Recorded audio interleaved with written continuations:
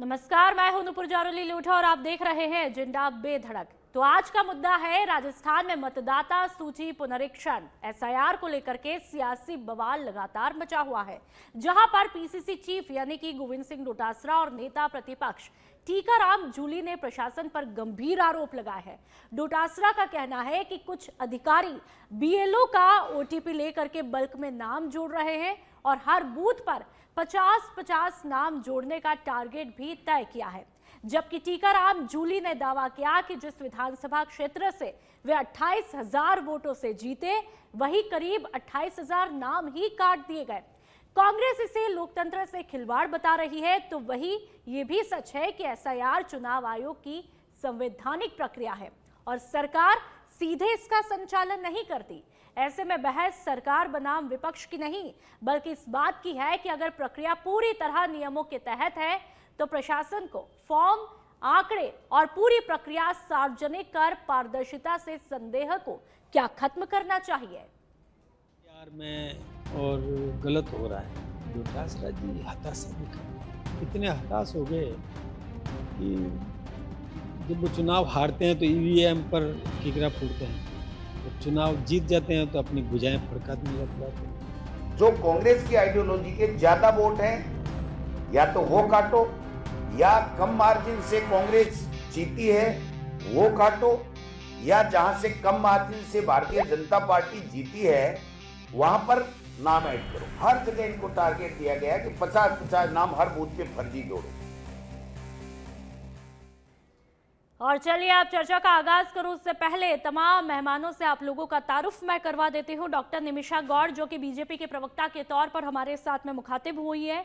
Doctor Rajkumar Sharma ji हमारे साथ में बतौर कांग्रेस के प्रवक्ता के तौर पर मुखातिब हुए हैं और डॉक्टर हेमंत भाई गोयल बतौर वरिष्ठ राजनीतिक विश्लेषक के तौर पर हमारे साथ में मुखातिब हुए हैं। आप तीनों मेहमानों का बहुत बहुत स्वागत है। सबसे पहले चर्चा का आगाज डॉक्टर निमिषा जी मैं आप ही के साथ में करना चाहूंगी कि एक बार फिर से कांग्रेस ने आरोप लगाया है और गोविंद डोटासरा साहब ने साफ शब्दों में एक बार फिर से एसआईआर पर सवाल खड़े कर दिए हैं। वोट चोरी का एक बार फिर से आरोप लगा है, क्या कुछ कहेंगे?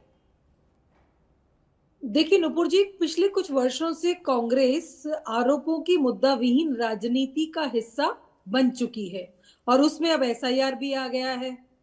एक ऐसी प्रक्रिया है एसआईआर जिसमें मतदाताओं के वोटर्स आईडी है वो पूरे परीक्षण किए जा रहे हैं कि आप यहाँ हैं या आपका ट्रांसफर हो गया, आपके एक से अधिक वोट बने तो वो कटेंगे, या इसमें एब्सेंट जो होंगे, जो बाहर चले गए हैं उनके वोटर वहां जाएंगे, जो शिफ्ट हो चुके हैं उनका एक जगह होगा और डेथ हो गई है।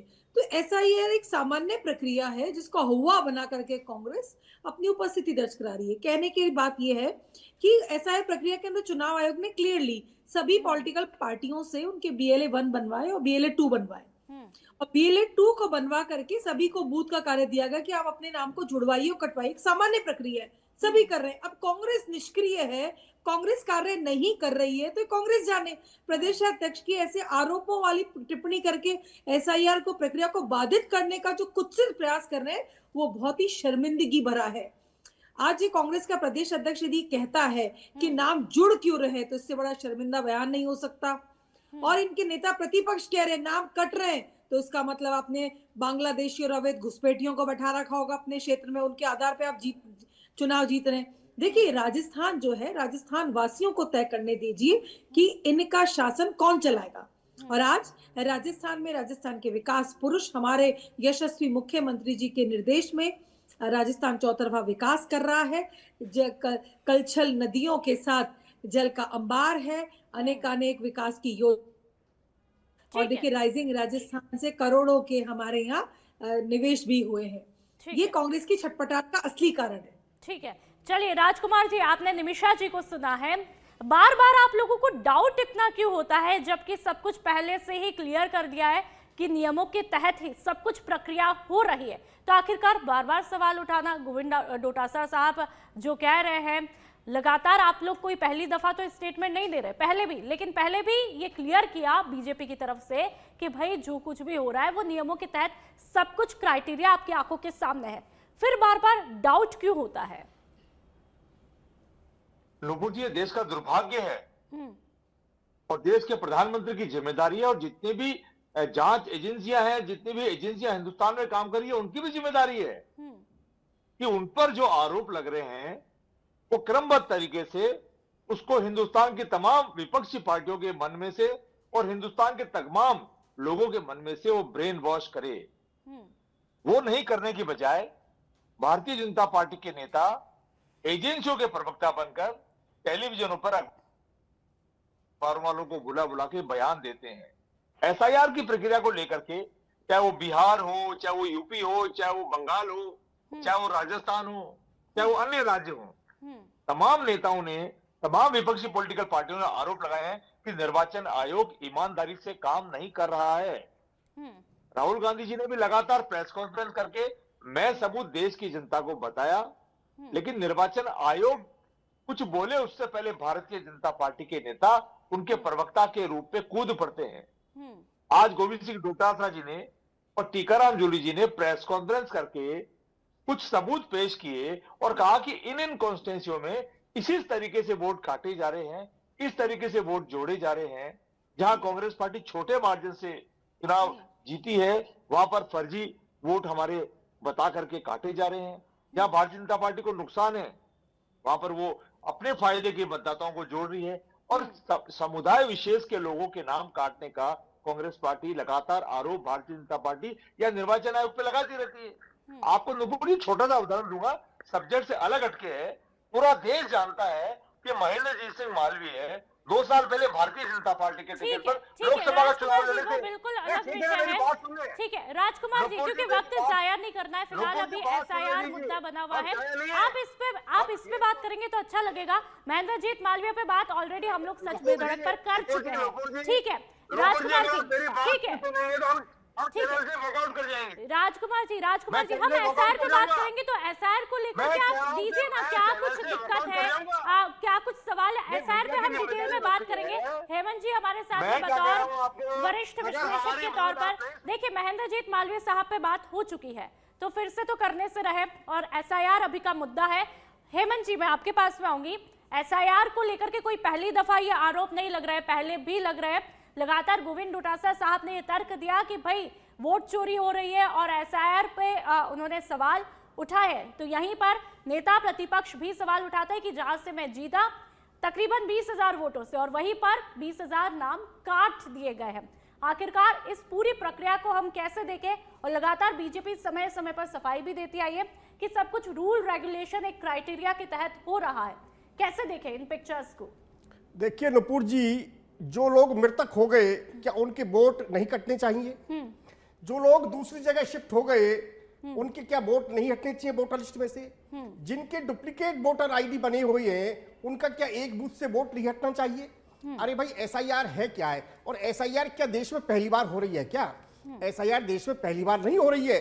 एसआईआर मतदाता सूची का शुद्धिकरण है। कांग्रेस के वक्त में भी हुई, लेकिन कांग्रेस ने एसआईआर को केवल एक खाना पूर्ति के तौर पे किया, जबकि बीजेपी के अब शासनकाल में चुनाव आयोग ने एसआईआर को पूरी ईमानदारी से, पारदर्शिता से और वास्तविक रूप से उसको काम करने का काम किया है। हेमंत जी यहाँ पर आपकी बात को तोड़ नहीं रही, जोड़ रही हूँ। आपने बताया कि कांग्रेस के शासनकाल में भी एसआईआर हुई थी, तब खाना पूर्ति कैसे हुई, अब और तब में क्या कुछ आप बड़ा अंतर देख रहे हैं? देखिए पहले केवल एसआईआर के नाम पर खाना पूर्ति इसलिए होती थी कि वो चाहे जो डुप्लीकेट वोट उनको हटाया नहीं जाता था, ना कोई और तरह से शुद्धिकरण किया जाता था। जिनके में जो वोट एक्सपायर कर गए, जो मृतक हो गए, उनके वोट भी नहीं, तो केवल एक एसआईआर का नाम दिया जाता था। लेकिन अब चूंकि जो शुद्धिकरण जिसका कहते हैं वो शुद्धिकरण नहीं होता था। और फिर एसआईआर के नाम पर तो ये राजस्थान में तो कोई मामला पहला है नहीं।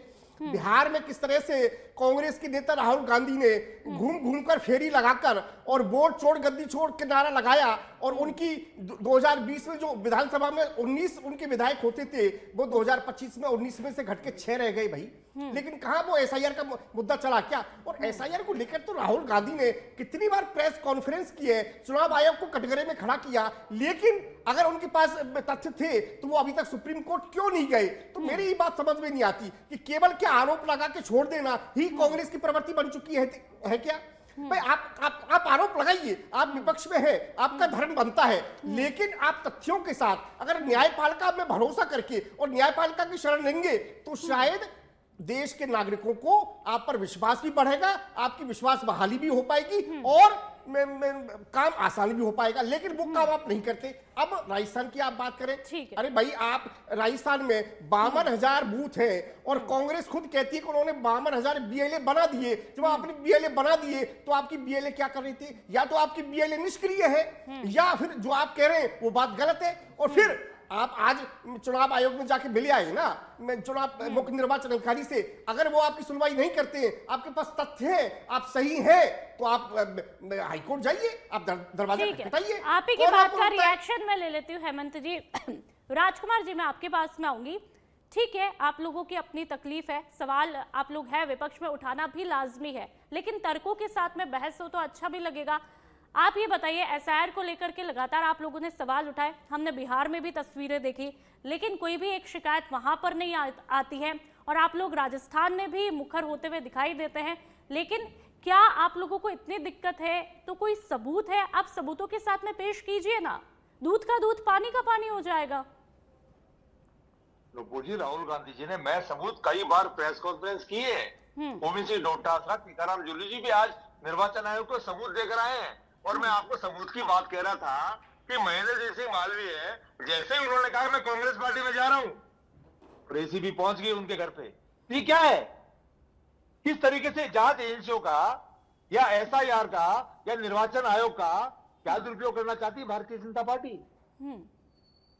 बड़ी विनम्रता पूर्वक पूछना चाहता हूं कि कोई आदमी बीजेपी में है तो सब ठीक है, और बीजेपी छोड़ के कांग्रेस में जाएगा तो जांच एजेंसी पार्टी घर पहुंच जाती है। तो ये का हम बार बार आरोप लगा रहे हैं कि जितनी भी जांच एजेंसियां हैं या जितनी भी हिंदुस्तान की एजेंसियां हैं वो भारतीय जनता पार्टी के इशारे पर काम कर रही है। एसआईआर का मुद्दा है, कोई किसी की डेथ हो गई है, आप नाम काटिए, कोई एतराज नहीं है। किसी का डबल नाम है, काटिए, कोई एतराज नहीं है। कोई गलत देश का व्यक्ति है, हमारे हिंदुस्तान में रहता है, तभी आप नाम काटिए। तो पूछिए, जिन हिंदुस्तान के लोगों ने देश के प्रधानमंत्री को वोट दिया है और उनके एक एक वोट से देश के प्रधानमंत्री चुनकर आए हैं, उनको आज वो घुसपैठिया कह रहे हैं। और घुसपैठिया 11 साल से 12 साल से देश के प्रधानमंत्री यानी भारतीय जनता पार्टी की सरकार है, और ये घुसपैठिया आकाश से रहे। ये बॉर्डर की जिम्मेदारी किसकी है? और अगर घुसपैठिया हिंदुस्तान में है भी तो उनको बाहर करने की जिम्मेदारी सरकार की है ना। ये एफआईआर करके कांग्रेस पार्टी के विचारधाराओं के वोट काटना और भारतीय जनता पार्टी के विचारधारा के लोगों के वोट जोड़ना, अगर ऐसा आरोप निर्वाचन आयोग पे लग रहा है तो निर्वाचन आयोग को प्रेस कॉन्फ्रेंस राजस्थान में भी करनी चाहिए, ना कि भारतीय जनता पार्टी की टोन में बोलना चाहिए। ठीक है, निमिषा जी, आपने राजकुमार जी को तो सुना ही है, उनकी बातों का तो रिएक्शन रहेगा, लेकिन सवाल ये भी है जो गोविंद डोटासरा साहब ने आरोप लगाए कि भाई आप लोग बीएलओ को बड़ा प्रेशराइज कर रहे हैं, इस बात में कितनी सच्चाई है? देखिए, झूठ बोलना कांग्रेस की फितरत हो चुकी है और बीएलए 1 इनके भी हैं, बीएलए 2 इनके भी हैं, और निष्क्रिय कांग्रेस के बीएलए 2 का ठीकरा प्रदेश अध्यक्ष थोप रहे हैं। अब एसआईआर प्रक्रिया को बाधित करने का जो प्रयास है ना, ये कांग्रेस का है। आप बताइए कि आपके क्षेत्र में कोई व्यक्ति रहता नहीं है। एक अभी जो हवा महल विधानसभा के विधायक महोदय ने बताया कि एक 50 फीट के मकान में 172 लोगों का वोटर आईडी वेरीफाइड हुआ है। कैसे हुआ?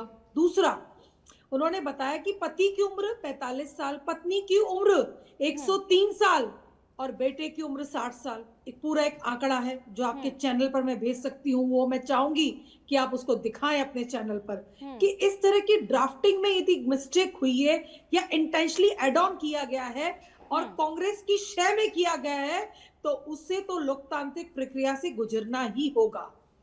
और आपके पास दस्तावेज है कि आपकी उम्र 103 साल है पत्नी की, पति 45 साल का है और 60 साल का बेटा है, तो आप वो दस्तावेज लेकर के आइए, नहीं तो आपके नाम कटेंगे। ऐसे फर्जी वोटर आई हुए हैं। तो हमारी भारतीय जनता पार्टी संगठन आधारित, विचारधारा आधारित पार्टी है। हमारे बीएलए 2 सक्रिय होकर के फील्ड में गए और उन्होंने जब फील्ड इन्वेस्टिगेशन करना प्रारंभ किया ड्राफ्ट लिस्ट का, तो उसके बाद जो नाम आए उसी आधार पर आज जो जमा हुए हैं, तो इतना पेट दर्द क्यों करता है? ठीक आप है। बताइए, ये जो आंकड़ा है उम्र का, ये तो मैंने एक गिनाया है आपको। हम्म। गंगापुर सिटी चले जाइए आप, गंगापुर सिटी में जो पत्नी है वो उसकी बेटी है, तो ऐसे ठीक है मतलब निमिषा कितने जी, से- आंकड़ों पे और बात करेंगे। हेमंत जी हमारा वेट करें। हेमंत जी, लगातार ये कहा जा रहा है एसआईआर जो है लोकतंत्र के लिहाज से बेहद जरूरी है और इंसाफ होना चाहिए, लेकिन दूसरी तरफ कुछ जो विश्लेषक है वो सवाल भी उठा रहे हैं, क्या ये चुनावी रणनीति का ही हिस्सा है? देखिए नुपुर जी, सबसे पहली बात तो एक बात और मैं यहाँ कह दूं कि जो बीएलओ का वीडियो सामने आया है उसकी भी जांच होनी चाहिए।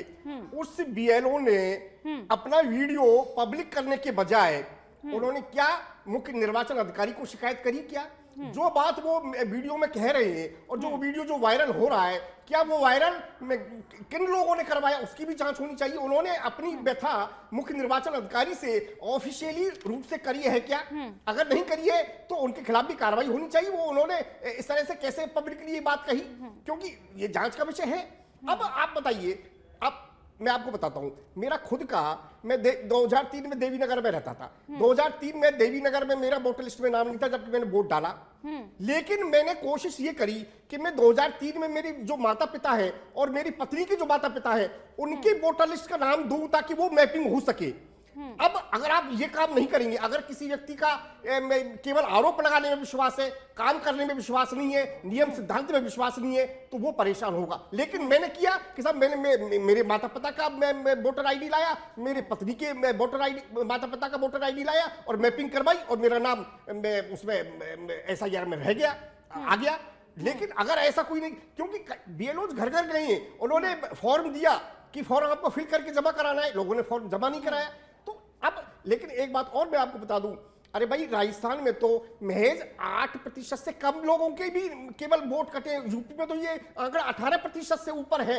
यानी यूपी में हर 13वें व्यक्ति का नाम कट गया, जबकि राजस्थान में केवल हर 5वें, यूपी में हर 5वें व्यक्ति का नाम कट गया है, राजस्थान में हर 13वें व्यक्ति का नाम कटा है। तो राजस्थान में हालात ऐसे नहीं है, राजस्थान में किसी तरह की बातें नहीं है। अगर अब कांग्रेस के नेता बजाय पब्लिक करने के और अगर बीएलएच के साथ मिलके और इस पर काम करेंगे कि भाई कैसे, हाँ एसआईआर का शुद्धिकरण का काम सबका काम है, केवल एक बीजेपी का काम नहीं है, केवल इलेक्शन कमीशन का काम नहीं है, ये सभी लोगों का काम है। मिलजुल पर इस पर ठीक है, कांग्रेस के प्रवक्ता के पास में मैं आऊंगी। राजकुमार जी, एसआईआर कोई पहली दफा तो हो नहीं रहा है, आप लोगों के काल में भी हुआ, लेकिन अभी आप लोग इतने ज्यादा मुखर होते हुए दिखाई दे रहे हैं, वो क्यों? और टीकाराम जूली जी कहते हैं कि भाई मैं जहां जिस इलाके से जीता 28,000 वोटों से जीता और उसी जगह से बहुत सारे तकरीबन 28,000 का ही उन्होंने आंकड़ा दिया कि बड़ी तादाद में नाम काटे हैं। तो क्या आप लोगों ने कहीं पर प्रशासन से कार्रवाई की मांग की थी क्या? इतना बड़ा, इतना गंभीर आरोप लगा डाला उन्होंने। नुपुर जी, हम निर्वाचन आयोग से यही तो कह रहे हैं कि अपनी विश्वसनीयता को मत खोइए। हिंदुस्तान का मतदाता आपके ऊपर शक की निगाह से देख रहा है और हिंदुस्तान की पॉलिटिकल पार्टियां भी आपको शक की निगाहों से देख रही, केवल भारतीय जनता पार्टी के, क्योंकि आप भारतीय जनता पार्टी के एजेंसी बनकर आप काम कर रहे हैं। मैं तो आपके चैनल पे निर्वाचन आयोग से पुनः निवेदन करूंगा कि अपनी विश्वसनीयता को बिल्कुल मत खोइए। आपकी हम इज्जत करते हैं, सम्मान करते हैं, हमेशा सम्मान करते भी थे और भविष्य में भी करेंगे। कहीं कोई गलत है उसको आप ठीक करिए। कहीं कोई मतदाता के मन में अगर कोई प्रश्न आया है, किसी वोटर के दिमाग में अगर कोई वहम आया है, राजकुमार जी एक बात बताइए, जहां से आप लोग जब आप लोग जीते हैं, ठीक है राजकुमार जी, जब आप लोगों ने विजय पताका फहराई है और कांग्रेस का झंडा बुलंद किया, नाम रोशन किया, तब आप लोगों ने निर्वाचन आयोग पे बड़ा भरोसा जताया और अब आप लोगों को अचानक से डाउट क्यों हो जाता है? राजकुमार जी।